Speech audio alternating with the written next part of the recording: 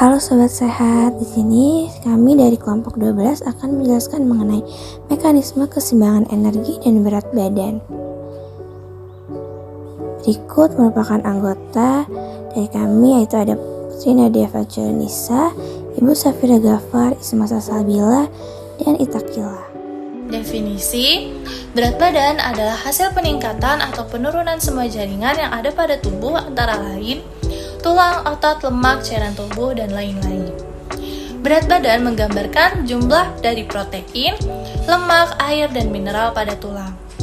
Perubahan berat badan merupakan berubahnya ukuran berat, baik bertambah ataupun berkurang akibat konsumsi makanan yang diubah menjadi lemak dan disimpan di bawah kulit. Peningkatan berat badan adalah penimbunan lemak yang berlebihan pada tubuh yang terjadi pada jaringan adiposa di seluruh tubuh. Berat badan adalah parameter yang memberikan gambaran massa tubuh. Berat badan yang normal atau ideal bila tinggi badan dan berat badan seimbang. Batasan berat badan normal dewasa ditentukan berdasarkan nilai berat ideal. Keseimbangan energi merupakan suatu kondisi antara energi yang masuk ke dalam tubuh sesuai dengan kebutuhan tubuh.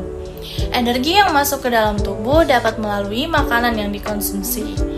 Adapun energi yang dibutuhkan oleh tubuh meliputi kebutuhan basal atau kebutuhan dasar, energi karena melakukan olahraga dan aktivitas. Keseimbangan yang terjadi apabila energi yang masuk ke dalam tubuh sama persis dengan energi yang keluar. Pada kondisi ini, berat badan akan tetap. Keseimbangan yang terjadi apabila jumlah energi yang masuk tubuh lebih besar daripada energi yang keluar. Keseimbangan energi untuk pengaturan berat badan. Keseimbangan energi merupakan suatu kondisi antara energi yang masuk ke dalam tubuh sesuai dengan kebutuhan tubuh. Energi yang masuk ke dalam tubuh dapat melalui makanan yang dikonsumsi. Adapun energi yang dibutuhkan oleh tubuh meliputi kebutuhan basal atau kebutuhan dasar. Energi karena melakukan olahraga dan aktivitas. Obesitas terjadi apabila positive energy balance atau keseimbangan energi positif dalam jangka waktu lama terjadi. Maksud dari keseimbangan energi positif adalah energi yang masuk ke dalam tubuh lebih besar daripada kebutuhan tubuh. Hal ini menyebabkan terjadinya penambahan berat badan yang terus-menerus. Adanya keseimbangan energi positif menunjukkan terjadinya asupan makanan berlebih dan kurangnya aktivitas fisik di bawah ini. Merupakan cara mudah untuk mencegah terjadinya obesitas, yaitu yang pertama, pastikan apa yang dikonsumsi sesuai dengan kebutuhan. Yang kedua, pastikan membaca label makanan. Lalu yang ketiga, lakukan aktivitas fisik atau olahraga secara rutin. Yang selanjutnya ada prinsip dasar berat badan. Jadi, berat badan diatur oleh kemampuan neuron hipotalamus untuk mengatur respons perilaku, endokrin, dan otonom melalui jalur aferen dan eferen ke batang otak dan perifer.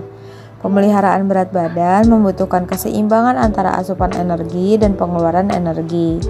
Meskipun beberapa komponen yang berpartisipasi dalam homeostatis energi telah diidentifikasi, perlu diketahui lebih detail tindakan mereka serta interaksinya dengan faktor lingkungan dan psikososial dalam perkembangan obesitas manusia. Pada penerapan gizi seimbang, pada pola hidup sehat, pada prinsipnya terdapat 4 pilar. Pada dasarnya, keempat prinsip ini adalah upaya untuk menyeimbangkan antara zat gizi yang masuk dan keluar, serta mengontrol berat badan secara teratur.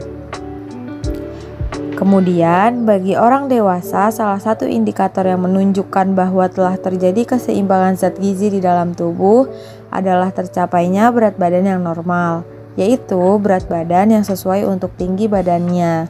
Indikator tersebut dikenal dengan IMT atau indeks massa tubuh. Oleh karena itu, pemantauan berat badan normal merupakan hal yang harus menjadi bagian dari pola hidup dengan gizi seimbang sehingga dapat mencegah penyimpangan berat badan dari berat badan normal. Dan apabila terjadi penyimpangan, dapat segera dilakukan langkah-langkah pencegahan dan penanganannya. Mekanisme fisiologi berat badan. Asupan makanan merupakan fungsi penting yang dikoordinasikan oleh sistem gastrointestinal, endokrin, dan saraf untuk mempertahankan hemostasis energi. Tahap siklus asupan makanan adalah lapar, kenyang, dan kekenyangan. Nafsu makan. Kontrol nafsu makan berasal dari berbagai rangsangan sensorik untuk diproses di sistem saraf pusat atau SSP atau unit pemroses yang akhirnya memberi sinyal asupan dan mengatur penyimpanan energi. Sistem sensorik merupakan pengatur nafsu makan dan rasa kenyang yang kompleks, termasuk korteks limbik, talamus batang otak, insula, hipokampus, dan inti dasar yang digabungkan dengan efektor termogenik otonom akan mengatur pengeluaran energi. Interaksi antara komponen ini pada akhirnya akan mengakibatkan peningkatan atau penurunan simpanan energi. Peran jaringan adiposa. Jaringan adiposa adalah cadangan utama energi dalam tubuh.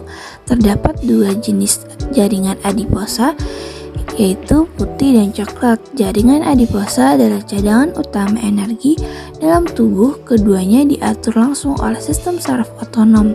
Beberapa bukti menunjukkan bahwa jaringan adiposa juga memainkan peran penting dalam integrasi sinyal endokrin, metabolik, dan inflamasi untuk mengontrol hemostasis energi melalui produksi protein bioaktif atau disebut sebagai adipokinase yang meliputi leptin, adiponektin, restin, vispatin, faktor neoklisis, tumor alfa atau TNF-alfa, menghambat plasminogen tipe 1. Lalu ada leptin. Leptin diproduksi terutama di jaringan adiposa putih dan konsentrasinya. Leptin yang distimulus oleh insulin bekerja dengan menghambat pelepasan neuropeptida Y atau NPY atau augustirelat peptidase atau AGREP yang melalui peningkatan aktivasi neuron dari nukleus arcuata atau ARC. Hipotalamus yang mengekspresikan propimelanoklatin atau POMC, kekurangan reseptor atau ligan leptin. Kadar leptin yang tinggi tidak menghambat pemberian makanan. Ketidakhadirannya adalah stimulus yang kuat untuk menginduksi makanan. Ini dapat dianggap sebagai sistem yang menguntungkan secara evolusi karena memungkinkan penyimpanan energi berlebih ketika sumber daya tersedia untuk sementara, tetapi mendorong perilaku makanan di bawah kondisi yang lebih terbatas. Peranan usus di perut. Zat gizi dirasakan oleh peregangan vagal dan sensor yang ada di mukosa lambung. Selain itu, peptida usus yang dirangsang oleh asupan makanan memediasi pusat rasa kenyang di batang otak. Sinyal yang diterima oleh pusat batang otak untuk mengatur berat badan jangka panjang menggunakan koneksi saraf dengan hipotalamus untuk mengatur total asupan harian dengan menyesuaikan ukuran makanan serta jumlahnya atau keduanya. Lalu ada ghrelin. Perut adalah tempat utama ghrelin.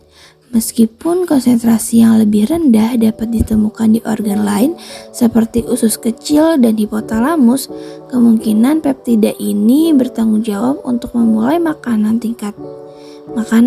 Tingkatnya meningkat 1-2 jam sebelum makan dan menurun setelahnya. Tindakan oreksi genetiknya dihasilkan dari aktivitas neuron NPY atau AGRP di ARC. Lalu ada hipotalamus. Arca hipotalamus berisi 2 populasi neuron yang terus memantau sinyal yang mencerminkan status energi dan meningkatkan respon perilaku dan metabolisme yang sesuai terhadap perubahan permintaan energi. Neuron yang membuat POMC menurun asupan makanan dan meningkatkan pengeluaran energi melalui aktivasi reseptor melanokortin atau MCR. Berpasangan protein G melalui pelepasan hormon perangsang alfa melanosit atau alfa MSH dua neuropeptida disekresikan oleh neuron di hipotalamus lateral. Yang pertama adalah melanin kontraktin hormon atau MCH dan oresis. MCH merangsang nafsu makan, kemungkinan disebabkan oleh rasa makan.